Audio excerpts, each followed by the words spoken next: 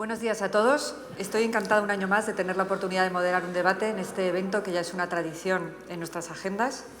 Gracias a Capital and Corporate por hacerlo posible.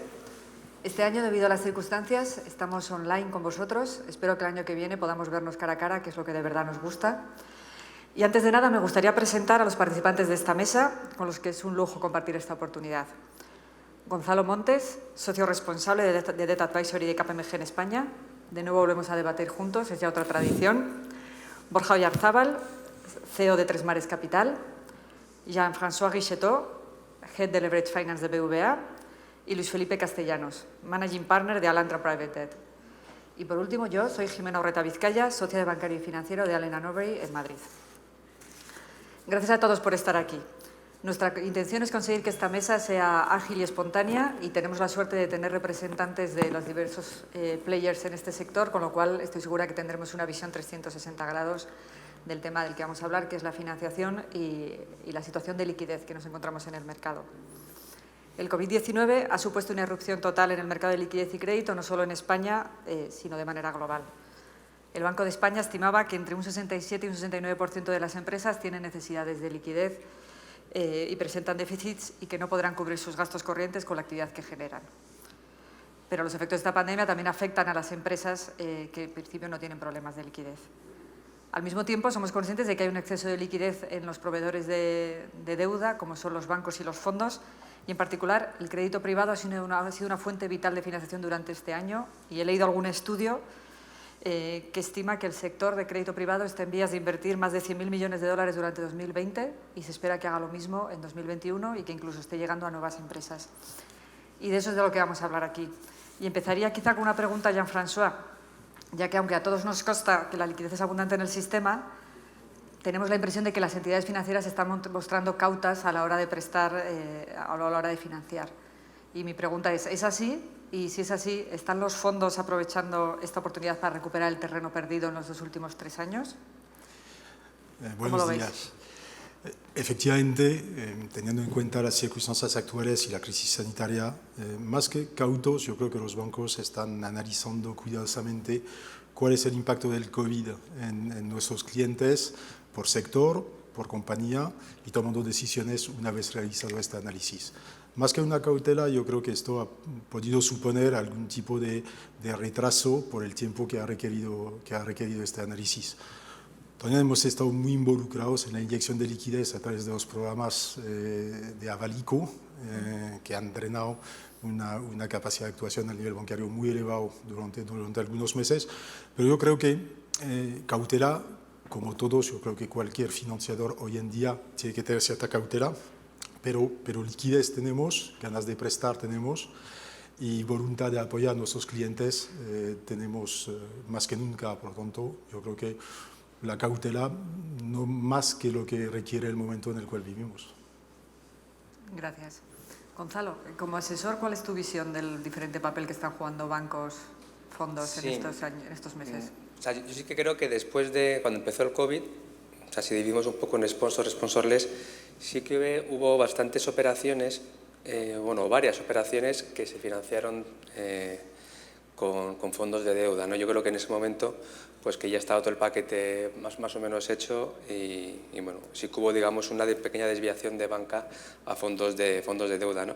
Pero en general yo estoy con mi compañero, ¿no? O sea, al final, un financiador, de una manera u otra, pues lo que tiene que hacer es analizar la compañía y, bueno, pues, y ver realmente su capacidad de repago, etcétera, ¿no? Entonces, ¿qué es lo que ha ocurrido? Pues que ha habido una falta de visibilidad, pues no solamente para los bancos, sino para todo el mundo, ¿no? Entonces, ahora sí que parece que hay más visibilidad, pero no he visto que haya habido un movimiento en estos meses brutales hacia la banca, hacia la deuda privada.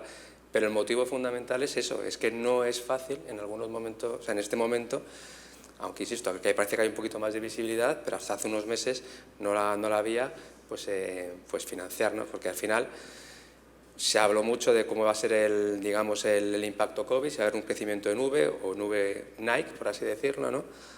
Ahora parece que puede haber más un V Nike. Pero claro, si tú no sabes realmente cómo se va a dar la vuelta, pues yo no creo que sea fácil para ninguno, ¿no? Aparte, cuando se habla, ya hablaremos luego, de deuda privada, se confunde muchas veces los special seed con los fondos de deuda privada, etcétera, etcétera, que las aproximaciones son completamente diferentes, ¿no? Sí, si me dejáis. Sí, por favor. Yo lo que he visto este año es que la banca ha estado muy activa. Es decir, yo creo que han encontrado un maná con el tema de los ICOs y realmente, pues yo creo que es decir, han obviamente prestado a la economía pues mucho más dinero que hacen habitualmente, ¿no? Es decir, que desde el punto de vista de liquidez, pues yo creo que es importante, obviamente, asegurar la liquidez de las compañías españolas, pero también ha supuesto un freno pues, para los fondos de deuda. ¿Por qué? Porque al final nos hemos encontrado con una competencia inesperada en el mercado. Es decir, situaciones en las que nosotros entramos a financiar, como refinanciaciones, CAPEX, adquisiciones, pues obviamente pues las compañías pues, han aprovechado los préstamos ICOs, que eran en condiciones pues, bastante ventajosas, para llevar a cabo, para obviamente acumular liquidez y llevar a cabo este tipo de operaciones, ¿no? Entonces, yo creo que la cuestión que se abre aquí es, hay compañías que realmente han cogido el ICO sin tener realmente necesidad de ello, simplemente como medida de precaución. Hay otras compañías que las han cogido porque realmente tenían necesidad para ello, pero aquí la cuestión es que vemos que el mercado, las compañías en general, están en muchos casos sobreapalancadas y que en algún momento esa liquidez habrá que devolverla. Pues obviamente el Gobierno ya ha hecho un primer gesto, pues extendiendo el plazo de los ICOs a 8 años, pero hay que devolverlo. Y yo hablo con compañías y no sé si tienen claro que eso hay que devolverlo algún día. Entonces, obviamente, lo que pensamos que pues, el 2021-2022, pues la dinámica del mercado pues, pueden cambiar para muchas empresas, ¿no? Por lo tanto, yo creo que obviamente todos intentamos ser cautos, todos intentamos prestar y que nos devuelvan el dinero, pero yo creo que ahora mismo estamos en una situación un poco de incertidumbre, ¿no? Y luego, ya hablaré más adelante, el estímulo de 750 millones de euros de la Unión Europea, que también va a irrigar de liquidez toda Europa, ¿no? De los cuales 140 millones le corresponden a España, ¿no?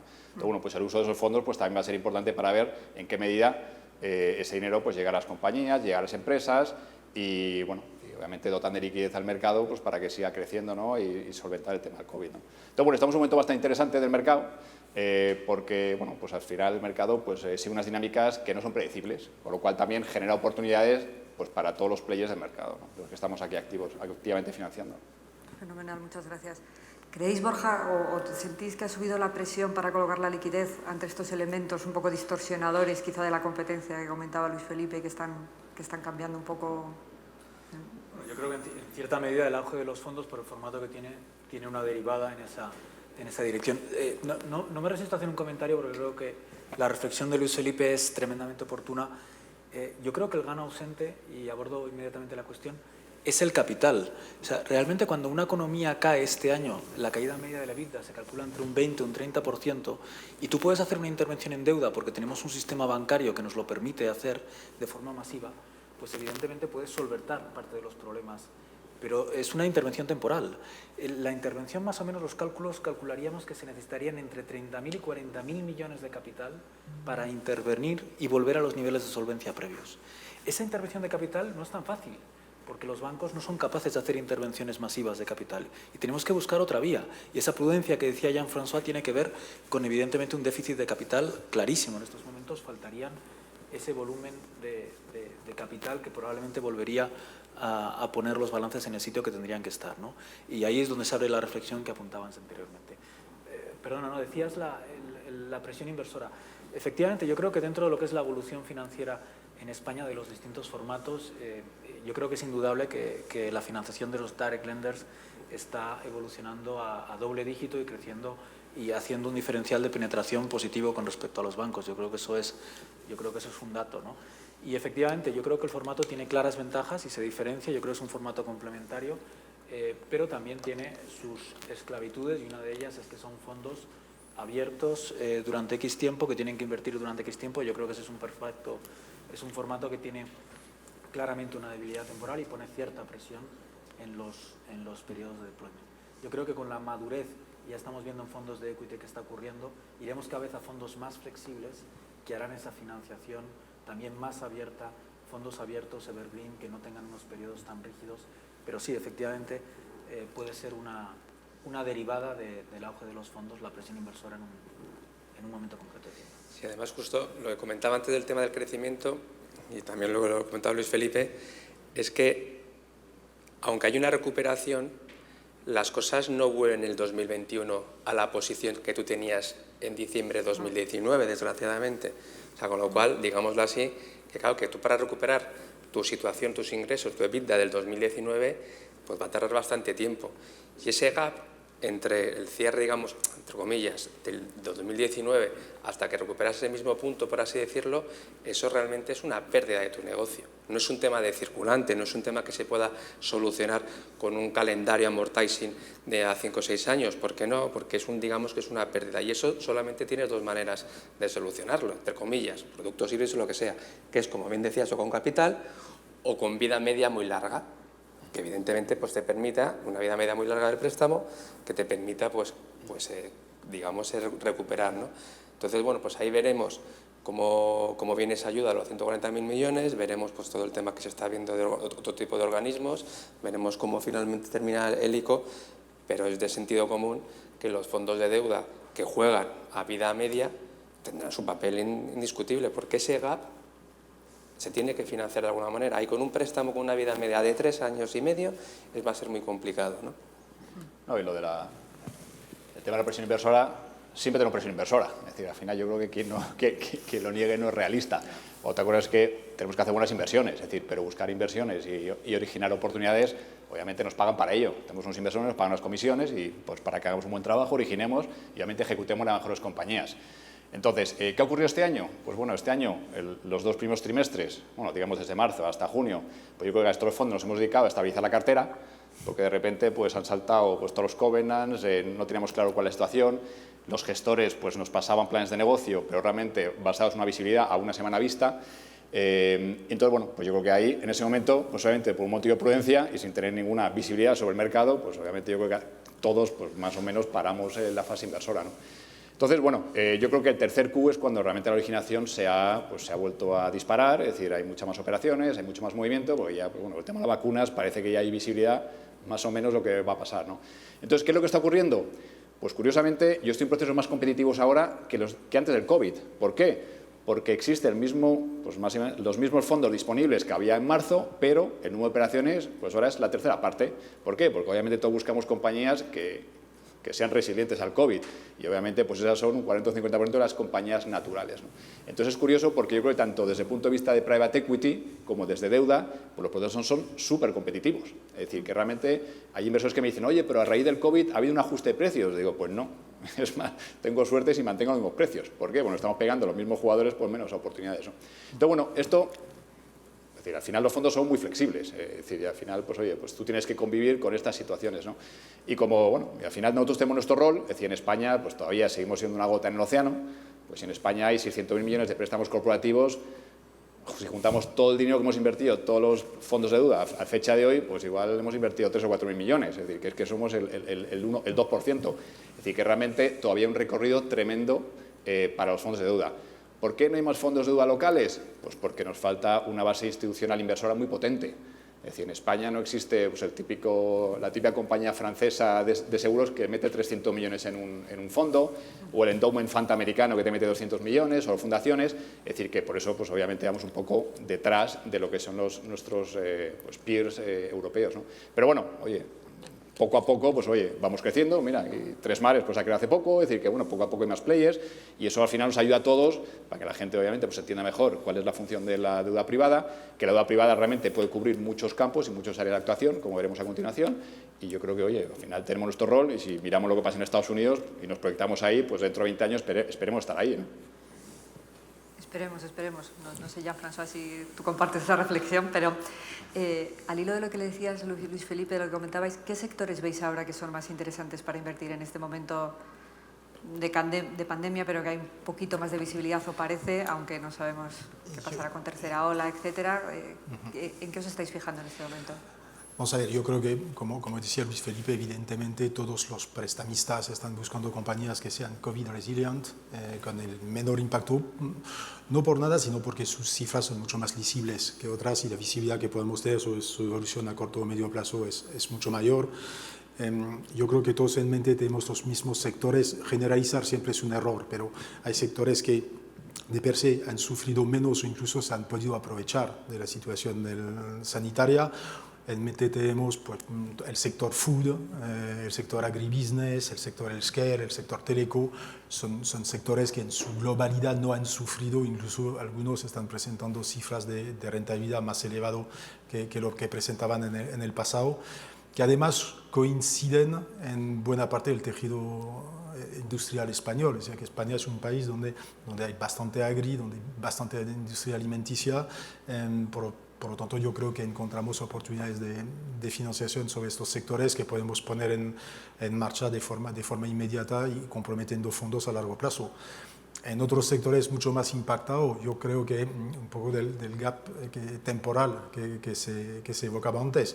Yo creo que en algunas circunstancias pues, habrá financiación más puente, más a corto o medio plazo, que sean inyecciones de liquidez temporales, esperando que termine la crisis sanitaria y que podamos hacer un análisis de cuál va a ser la situación de la compañía ya más a medio o largo plazo. Pero invertir a largo plazo hoy, yo creo que todos estamos buscando compañías que están en estos famosos sectores COVID resilient y nos centramos en términos de actividad sobre este tipo de compañía.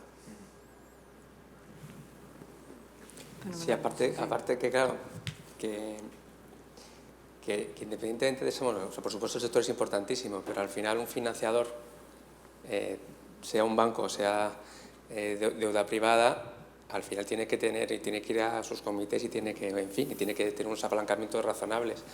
Claro, desgraciadamente el COVID, a poco que tengas un impacto en ventas de un 10-15, te está teniendo un impacto en el EBITDA absolutamente brutal, ¿no?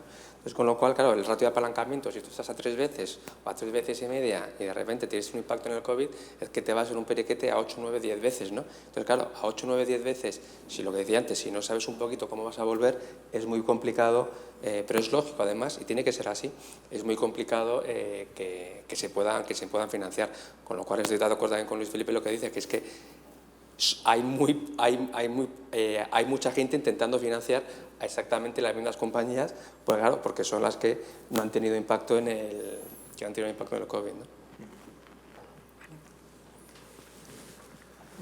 Hemos hablado Yo creo que sería simplemente un matiz. Sí, efectivamente, yo creo que estamos justo en la dinámica que acabamos de describir, donde se concentra en un número relativamente pequeño de transacciones y en un número moderado de sectores, ¿no? Podríamos decir que quizás hemos dividido por un tercio, efectivamente, o solo estamos en un tercio de los sectores.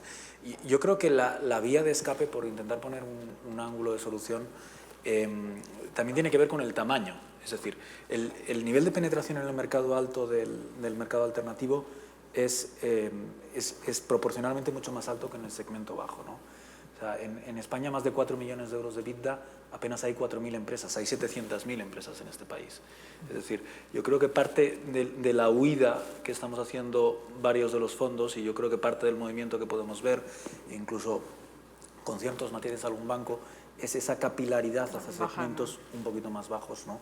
Como vía para buscar pues, procesos quizás un poquito menos competitivos y poder hacer deployment de una manera más adecuada, ¿no? Yo esos dos movimientos los veo claro, esa concentración que acabamos de decir, y también un cierto interés por ir bajando gradualmente la parte más baja del mercado que está menos penetrado. Sí, precisamente en el estudio que mencionaba antes se habla de una evolución del capital privado hacia SMEs y operaciones un poco más pequeñas. Pero que todavía hay poca, como asesor, hay poca competencia todavía, ¿no? O sea, es decir, yo encantado con los que trabajo. Animamos, ¿no?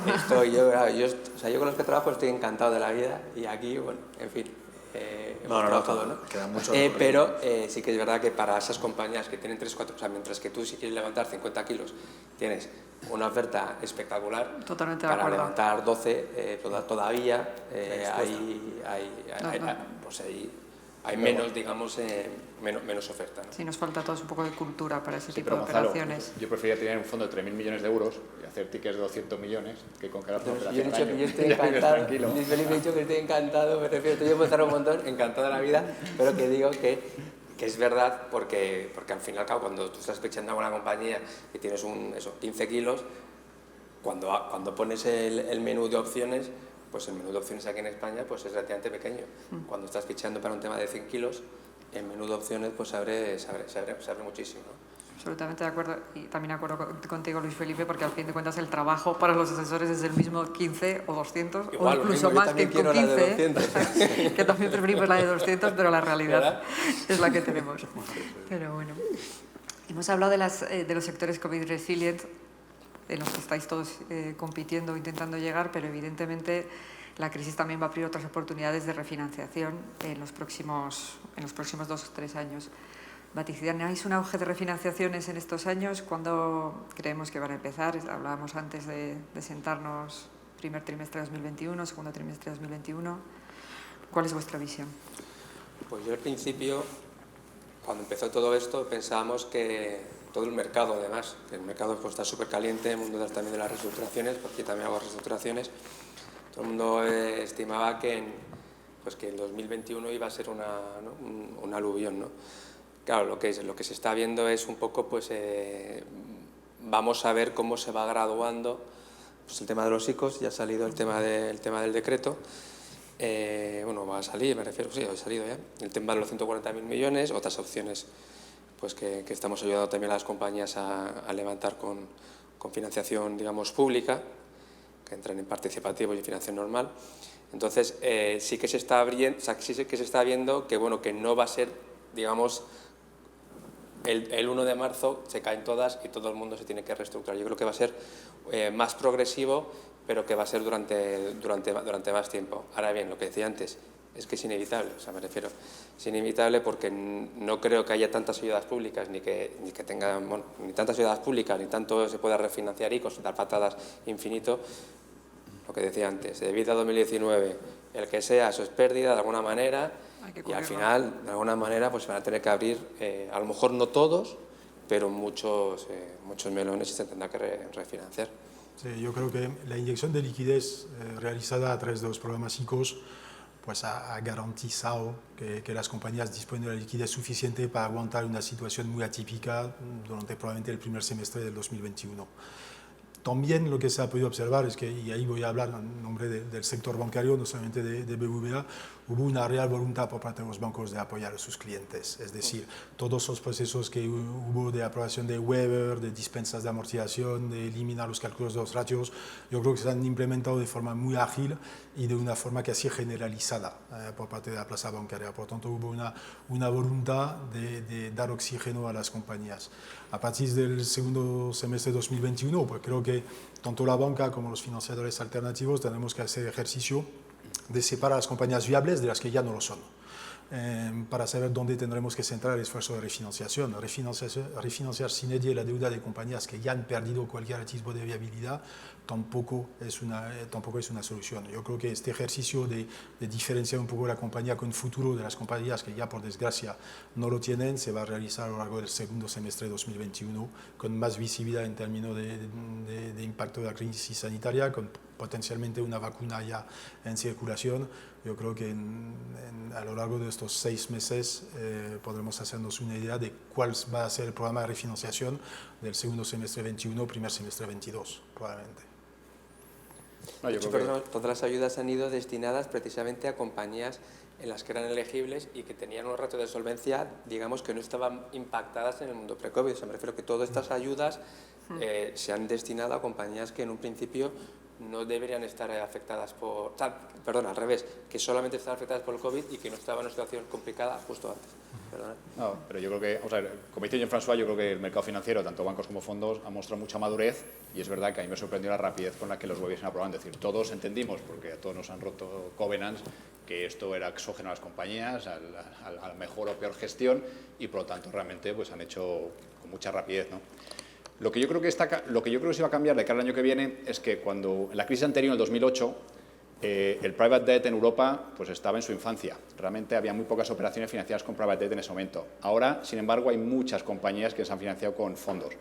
Y a los fondos les tiembla menos el pulso a la hora de ejecutar. Entonces, yo lo que sí preveo es que en el 2021-2022 va a haber pues, muchas compañías que se van a quedar en manos de los fondos de deuda.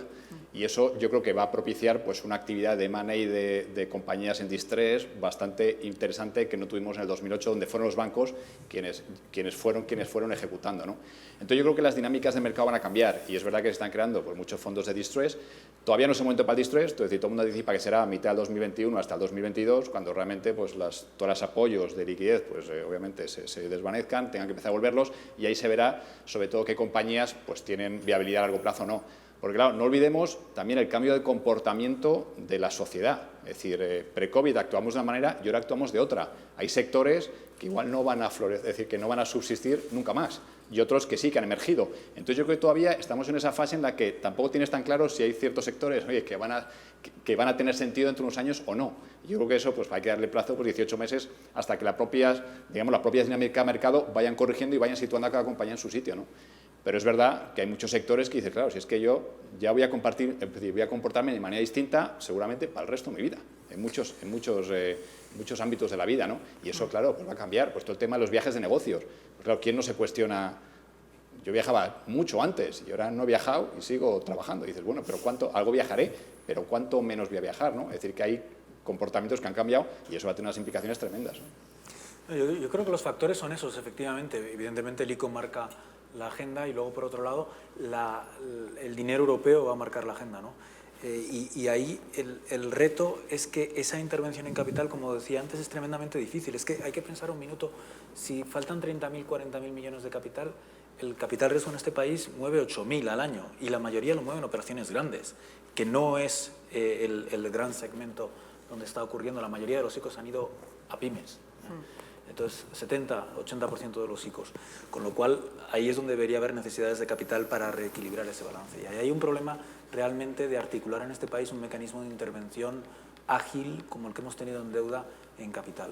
Yo creo que del éxito de ese reto, que a mí me parece un reto formidable, yo no soy capaz de visualizar a día de hoy cómo se va a producir, marcará muchísimo la velocidad de las refinanciaciones, porque coincido con Luis Felipe, es decir, al final esa ausencia de capital dará lugar a mayor número de ejecuciones y a mayor número de refinanciaciones forzosas. Eso, todas las ayudas que se están planteando, que todavía no han salido evidentemente, quieren que exista, bueno, ha salido en prensa, pero vamos, que es Vox Populi, que exista una correlación entre ayudas públicas y capital. O sea, es decir, lo que quieren es que se utilice el dinero público, digámoslo así, bueno, de la Unión Europea, como palanca, pero que se quieren que haya un ratio de 1 a 4 entre capital y ayudas, porque si solo es la ayuda pública y no hay capital nuevo, va a ser muy complicado. ¿Y quién gestiona ese capital? ¿Perdón?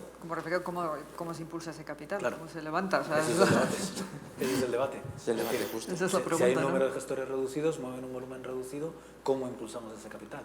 Tener en cuenta que el capital tiene gestión activa, mucho más activa, evidentemente, que determinadas posiciones de deuda. Yo creo que ese es el gran debate que tenemos todo y claramente va a marcar la agenda de cómo seamos capaces de ejecutarlo a nivel de país. Bueno, hay un obviamente, hay el primer fondo de 10.000 millones de euros que le levanta la SEPI, pero bueno, obviamente eso es una ayuda, pero todavía es... Y sobre todo se está dedicando a empresas muy grandes. Claro. Se están dedicando a las grandes multinacionales, metiéndoles 300 o 400 millones, pero claro. eso no resuelve los problemas de la economía, resuelve pues, la punta del iceberg. Claro. Pero a mí, es decir, yo creo que el tema de las gestiones, de la gestión de los fondos europeos, la verdad es que es un tema muy interesante. Sí. Nosotros hemos trabajado con Fondico, es decir, yo tengo fondos de Fondico. Entonces, Fondico pues, gestiona 2.000 millones de euros desde hace como 8 o 10 años, pues en una infinidad de gestores. Pero esa gestión es complicadísima. Requiere muchísimo esfuerzo, requiere especialización, requiere medios. Claro, y estos son 2.000 millones sobre 10 años. Imagínate que son 140.000 millones de euros. Y claro, al final es un segmento muy, muy, muy complejo.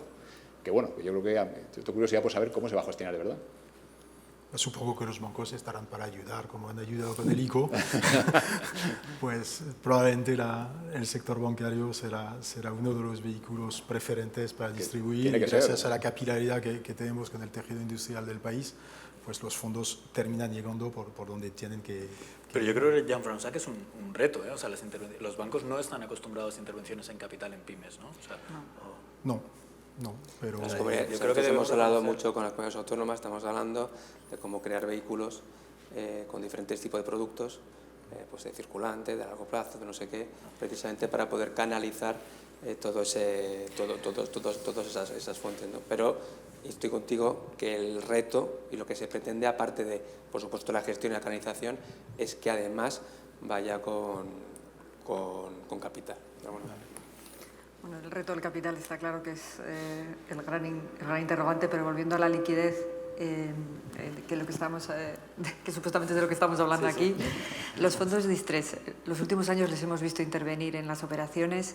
Jean-François, como parte de vuestro análisis que comentabas que vais a hacer, que crees que los bancos debéis hacer el año que viene, ¿prevéis una cesión masiva de posiciones a fondos de distrés, quizá en aquellos casos en los que veis menor viabilidad? Vamos a ver, yo creo que la intervención de financiadores alternativos en procesos de refinanciación tiene tendencia a crecer y es un movimiento natural. Desde el momento donde los bancos están incómodos con una posición crediticia, o bien en su totalidad o bien en parte, la probabilidad que dentro de un proceso de refinanciación entren otros actores para completar los importes que sean necesarios, yo creo que es algo que vamos a ver cada vez más. Sobre todo en las posiciones donde, repito, donde la banca se puede sentir incómoda con la posición que ostenta. Otra cosa es que esté cómoda con la posición y por lo tanto ya tenga más capacidad de mantener el portfolio inalterado.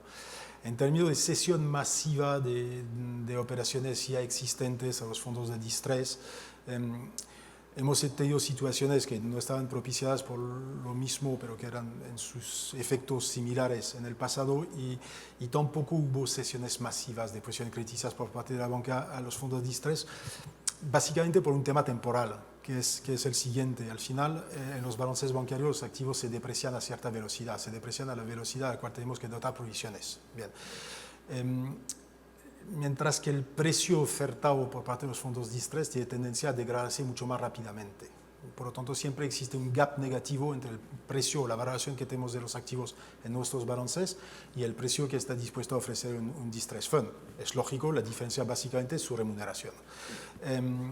A partir de ahí, las ventas masivas lo que producen en los balances bancarios es acelerar la constatación de la degradación. A nadie, ni a los bancos, ni a ningún financiador le agrada mucho adelantar una pérdida de valor de su portfolio. Por lo tanto, hay cierta resistencia a la cesión a los distress funds. Normalmente ocurre cuando el valor de los activos está ya muy degradado, es decir, cuando ya el activo está cercano a una posición de quita masiva, donde ahí llega un momento donde las dos curvas, depreciación mediante provisión y precio de mercado ofertado por parte de los distress funds se termina por encontrar y ahí se producen las cesiones. Pero normalmente es un proceso largo que llega a los 2-3 años de haber ocurrido el hecho generador de la insolvencia. Por lo tanto, no anticipo cesiones masivas en el 2021. A lo largo del tiempo, pues evidentemente habrá más cesiones de cartera en la medida que el non-performing loans va a crecer en nuestros balances. Ha sido súper elegante en la explicación. Pues la realidad es que la TIR de un hedge fund o de un special sitio, como queramos llamarlo, viene basada, derivada del mark to market de la posición del equity de la deuda. Por tiempo financiero, como uno quiera llamarlo, ¿no? Pero es así, o sea, tú cuando haces tu modelito de Excel y lo que la TIR le va fundamentalmente es al mark to market de la posición. Ahora mismo a los bancos es prácticamente imposible, por lo que digo, porque es que como no se sabe la recuperación, ¿cómo vas a hacer ahora mismo un mark to market de la deuda cuando ni siquiera sabes cómo va a ir el 2021 de muchas compañías? Un present value de la deuda es muy, muy complicado.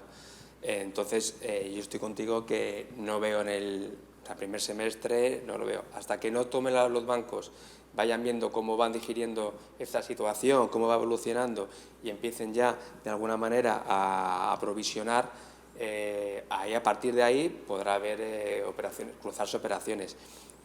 Si no, va a ser complicado, por ahora va a ser complicado. Pero mira, nosotros desde Alantra, bueno, como bien sabéis, nosotros tenemos un equipo que se dedica a asesorar a bancos en venta de NPLs, ¿no? Bueno, pues hasta antes del COVID me decían que tenían más trabajo que nunca. Pero es que estaban vendiendo todavía préstamos del 2008, es decir, situaciones de 10 años antes. ¿Y cuándo empezaron a venderlos? Pues alrededor del 2012-2013, es decir, 4 o 5 años después de la gran crisis, pues fueron cuando realmente pues empezaron a sacar digamos, los portfolios al mercado, y desde entonces, por los últimos 8 años, no han parado. Y me dicen que cada vez tienen más trabajo, ¿no? Es decir, que yo creo que, como dice Jean-François, es que todavía estamos absorbiendo el agujero anterior. Y bueno, Sareb, que se creó pues para liquidar los activos, pues todavía tiene la mitad de los activos que tenía hace 10 años.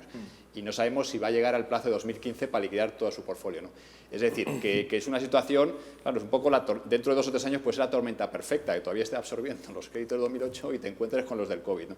Por lo tanto, bueno, vamos a ver, yo creo que también esto se ha profesionalizado, obviamente, pues las reglas de provisionamiento por parte de los bancos, pues ahora son mucho más claras que las que era el 2008, ahora ya es difícil esconder cosas debajo de la alfombra, pero bueno, que es un mercado continuado, ¿no? Es decir, los bancos, pues al final son mucho más racionales, en el sentido de que, oye, al final es un tema numérico de casar oferta y demanda, ¿no? Es decir, que nosotros, obviamente, estoy dando un mercado muy ligado al inmobiliario, ¿no? Todavía, ¿no? Es decir, si hablamos de un mercado corporativo, las dinámicas son un poco distintas, ¿no? ¿Por qué? Pues porque al final, cuando no tienes un activo detrás, es decir, cuando tienes un activo inmobiliario, sabes lo que vale el activo, entonces sabes cuál es el precio de mercado y realmente sabes si tiene valor o no tiene valor. Una empresa que genera cash flow, si no tiene activos, pues al final pues, oye, es más difícil saber el momento de deterioro, ¿no?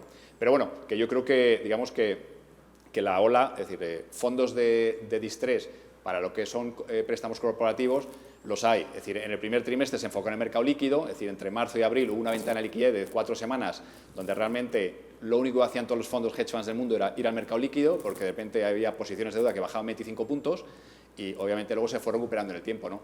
Es decir, que digamos que la existencia de estos fondos es permanente. Es decir, lo que pasa es que a veces son más activos, a veces menos activos, ¿no? Lo cierto es que desde hace ya, yo me acuerdo, 2 o 3 años, ya se preveía que iba a haber una burbuja de crédito en el mundo, quitando el COVID, y ya se estaban creando lo que llamaban los fondos, creo que eran fondos de distrés que se creaban, es decir, tenían commitments, no cobraban fees, y en un momento dado el gestor podía activarlo, pero porque ya se preveía que iba a haber una crisis económica, es decir, y de deuda. Lo que pasa es que se ha metido el COVID por medio, entonces realmente ese proceso se ha acelerado, pero los vehículos ya estaban montados, ¿no? Es decir, que bueno, que yo creo que al final, oye, pues esto ha sido un imprevisto y realmente ha acelerado, pues yo creo que una crisis crediticia que iba a llegar de todas maneras, ¿no? Fenomenal. Pues yo creo que para acabar, que no sé si nos queda mucho tiempo, quizá podemos hablar del futuro de la financiación alternativa y cómo va a convivir con la financiación bancaria. Y retomando un tema que comentaba antes Borja, hemos visto convivir a los fondos y los bancos en distrés, en LBOs. ¿En qué otros sectores creéis que pueden convivir y dónde tienen futuro conviviendo en los próximos años, dejando al lado el distrés, etcétera? Bueno, yo todo esto lo veo en continuo que lleva ocurriendo. El mundo de la financiación alternativa en este país y el mundo incluyendo el capital riesgo, es un mundo que tiene apenas 20, 30 años, ¿no? Yo creo que no desvelo nada, muchos de los que estamos aquí, hace 15 años estábamos en los comienzos de todo esto. Por mucho streaming que tengamos, yo creo que se podrá ver. Entonces, y hemos visto una evolución formidable en los últimos 15 años. Yo creo que al final el grado de madurez lo que está haciendo es que al final no dejamos de ser empresas de servicios, y como empresas de servicios vamos completando la oferta que vamos haciendo a nuestros clientes, que pueden ser sponsors puntualmente, pero eventualmente el cliente finalista es la compañía. Y esa compañía cada vez reclama pues mayor especialización, mayor oferta, en una evolución natural como vamos a poder ver en prácticamente cualquier mercado, ¿no? Y España está completando ese espectro financiero, y yo creo que es un proceso que va a continuar durante muchos años. Dentro de eso, yo creo que el direct lending ya se ha establecido como un activo que tiene su hueco, que complementa mayoritariamente y que simplemente yo creo que en algunos bordes puede llegar a ser sustitutivo de otras ofertas financieras, pero se constituye con un asset class.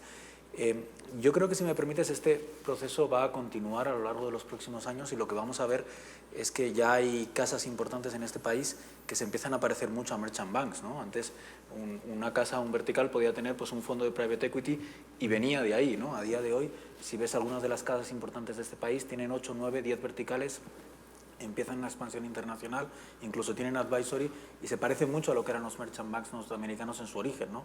Que luego acabaron siendo otra cosa, pero en su origen eran eso, ¿no? También podemos empezar a ver a bancos que empiezan a hacer experimentos con fondos híbridos, y yo creo que estamos viendo una confluencia donde al final la evolución natural es que vamos a poner al cliente en medio y vamos a darle distintos tipos de servicios complementarios, y yo creo por terminar, que vamos a empezar a competir en otras cosas que no solo es el dinero, ¿no?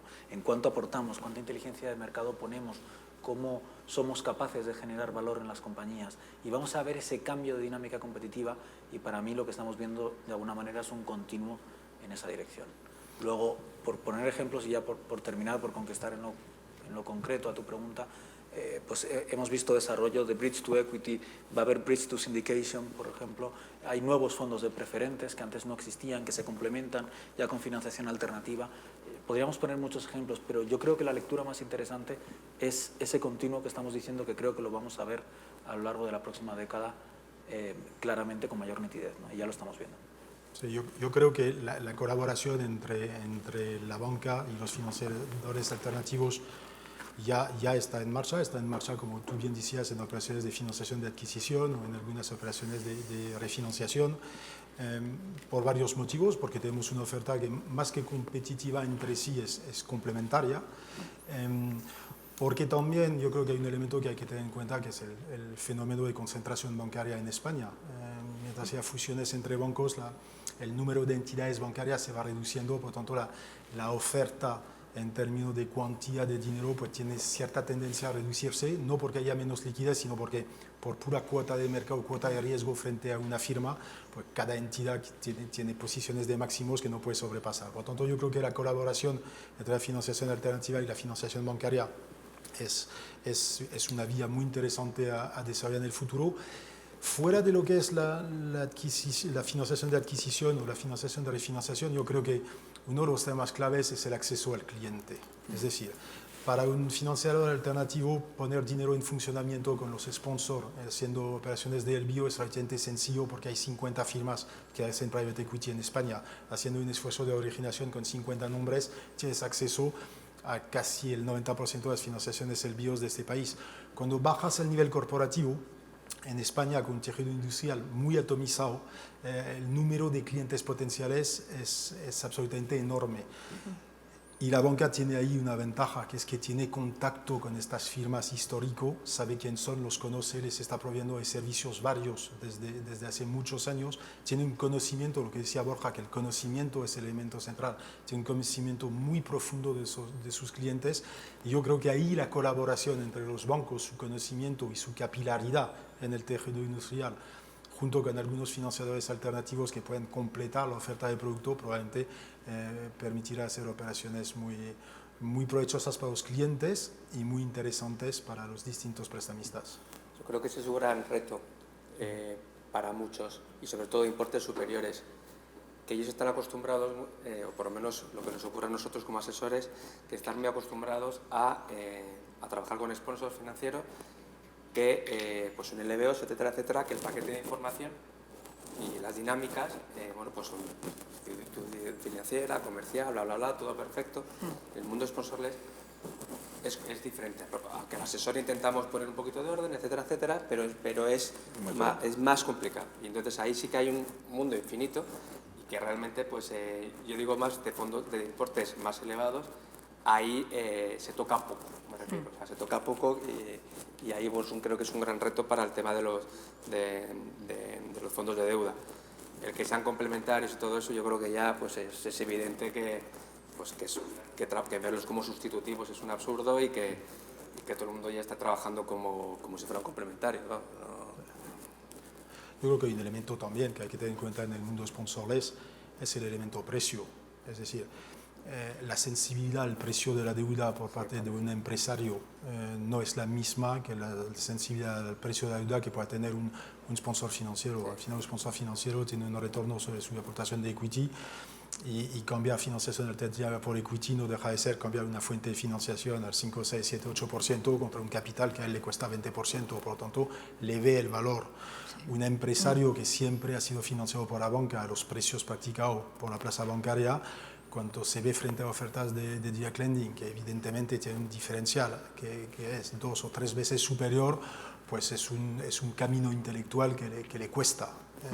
Yo creo que le cuesta el precio y le cuesta otro elemento también, que es el miedo a las potenciales estrategias de loan to own. Es decir, tener muy concentrado en una sola mano la totalidad de su deuda, además con operadores con el cual pocas veces ha operado en el pasado, pues algunos pueden tener miedo a que en caso de dificultad pierda la propiedad de la compañía. Y eso es en muchos casos, en el caso de empresas familiares, puede ser también un freno a la sustitución de la deuda bancaria por parte del direct lending. No, yo creo que la complementariedad con los bancos está clara, porque con Jean-François la verdad es que no, en los platós la verdad es que siempre coincidimos. Da mucho juego y coincidimos, ¿no? Vamos a ver, yo creo que ¿por qué existe la deuda privada? Al final nos olvidamos a veces de que hay un inversor detrás. Es decir, sin un inversor nosotros no existiríamos. Entonces, lo que yo creo que ha cambiado en la mentalidad de los LPs, es decir, los inversores, es que el private debt ya se considera como una asset class independiente de private equity y de infraestructuras. Es decir, antes lo metían como un poco en el pocket de alternativos, pero ya lo han separado. Y si tú ves las grandes gestoras, los grandes inversores americanos, pues ya dedican un 5 o un 10% a deuda privada. Y eso sigue creciendo y se ha extendido a Europa, ¿no? Entonces, mientras esa dinámica siga creciendo, pues obviamente pues van a meter dinero en los fondos de deuda y eso no va a permitir crecer. Pero no nos olvidemos que tenemos un inversor detrás, ¿no? Que a veces pensamos que los fondos se levantan del aire y cuesta mucho convencer a los inversores, ¿no? Y luego el tema interesante, el tema sponsorless. Es decir, nosotros llevamos 5 años en mercado y el 70% de las operaciones que hacemos nosotros son sponsorless. Obviamente, yo solo haría sponsorless en un mercado que conozco, en el mercado local. Es decir, yo no haría sponsorless en Italia sin conocer el mercado, porque al final el riesgo es mucho mayor y sobre todo el tiempo de trabajo también es superior. Es decir, nosotros cuando hacemos operaciones sponsorless, pues la última que cerramos tardamos un año, porque desde que llegas a la compañía y empiezas a hablar con ellos, les pides los sistemas de reporting y prácticamente no existen, les tienes que ayudar a trabajarlos, etcétera, pues obviamente conlleva mucho tiempo y tienes que tener una relación previa con la compañía, ¿no? Bueno, afortunadamente nosotros, Alantra, pues en España conocemos bien el mercado y eso nos permite, pues oye, pues que gran parte de nuestro deal flow venga de España. Yo entiendo que hay reticencia por parte de los empresarios, pero es verdad que nosotros tenemos que hacer 5 o 6 operaciones al año en un mercado donde se hacen miles. Entonces, y el mercado no es un mercado perfecto. Entonces, encontrar 5 o 6 situaciones buenas con alguien que está dispuesto a pagar un diferencial por dar un producto alternativo, pues eso lo encontramos con relativa tranquilidad. Si yo tuviera que hacer 100 operaciones, te diría que es imposible o inviable con el modelo de negocio actual que tenemos, ¿no? Por lo tanto, lo que nosotros hacemos es, pues dentro del puzzle, pues ir cubriendo los huecos que nos van dejando los bancos, porque siempre van dejando huecos, ¿no? Y es verdad que ahora, lo que ha comentado Jean-François, la concentración bancaria, pues obviamente es evidente, ¿no? Que bueno, según se concentre bancos y queden menos, pues obviamente pues están dejando mucho más espacio, ¿no? Pero bueno, lo interesante de la deuda privada es que también es muy flexible, es decir, se están montando vehículos, obviamente, pues todo el tema de la financiación a corto plazo, de confirming, factoring. Bueno, Santander lanza un fondo de sale and leaseback, de proyectos industriales. Es decir, que al final lo bueno es que tienes una idea y la puedes implementar muy rápidamente, es decir, que se mueve mucho más rápido que el sector bancario, que obviamente por la regulación sobre todo que la acompaña, pues le cuesta más tomar estas decisiones estratégicas, que en el caso de los fondos pues es de un día para otro, ¿no? Entonces, bueno, pues dicho esto, Bueno, ¿qué vamos a decir? Que la deuda privada va a seguir, pues si no nos quedamos sin trabajo. Así que ahí estás, ¿no? fantástico. Fenomenal. Pues muchísimas gracias a todos. Yo creo que ha sido un debate muy interesante y muy enriquecedor y espero que nos veamos en persona el año que viene con todos vosotros. Muchas gracias. Seguro que sí. muchas gracias. Gracias a ti. Hasta luego.